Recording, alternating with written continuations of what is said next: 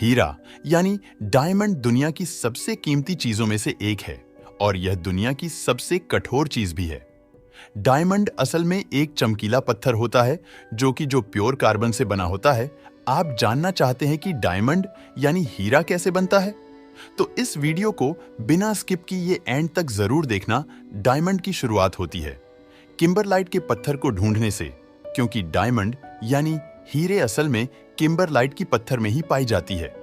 हीरा तब बनता है जब कार्बन पृथ्वी की सतह के नीचे करीब 170 से 210 किलोमीटर गहराई में जमा होता है। यहाँ तापमान और दबाव बहुत अधिक होता है। कुछ पत्थर कुछ दिनों या महीनों में आकार ले लेते हैं, जबकि कई लाखों सालों में बनते हैं। साथ ही इन खनिजों के समावेश से हीरे की सटीक उम्र का पता लगाया जा सकता है। हीरों से जुड़ी एक दिलचस्प बात यह भी है कि इनके बनने की प्रक्रिया हमेशा लगातार नहीं चलती। तापमान और दबाव में बदलाव के कारण एक खुरदरे हीरे के बनने की प्रक्रिया बाधित हो सकती है। डायमंड को निरंतर वृद्धि के लिए उपयुक्त परिस्थितियों में आने के लिए सैकड़ों या लाखों वर्षों का इंतजार करना पड़ सकता है।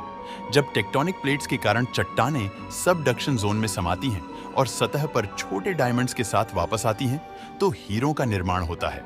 ये छोटे हीरे पृथ्वी के नीचे केवल 80 किलोमीटर की गहराई में बनते हैं, जहां तापमान लगभग 200 डिग्री सेल्सियस रहता है। ऐसी चट्टानें बहुत कम होती हैं जो सबडक्शन जोन से वापस सतह तक आती हैं। जहां भी इस तरह की चट्टानें पाई गई हैं, उनमें कोई व्यावसायिक हीरा नहीं मिला है, क्योंकि हीरों का आकार बहुत छोटा होता है और ये जौहरियों द्वारा नहीं बेचे जाते। वैज्ञानिकों के अनुसार लगभग 100% प्राकृतिक डायमंड जो हीरा खानों में पाए जाते हैं, पृथ्वी के आवरण में बनते हैं और एक गहरे स्रोत वाले ज्वालामुखी विस्फोट के साथ पृथ्वी की सतह तक पहुंचते हैं।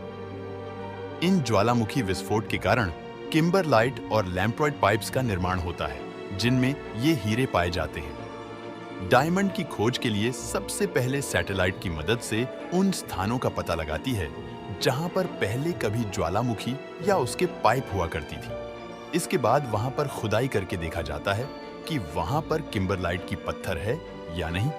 अगर किम्बरलाइट की पत्थर मिल जाती है तो आगे खुदाई की जाती है, वरना किसी दूसरे स्थान की खोज की जाती है।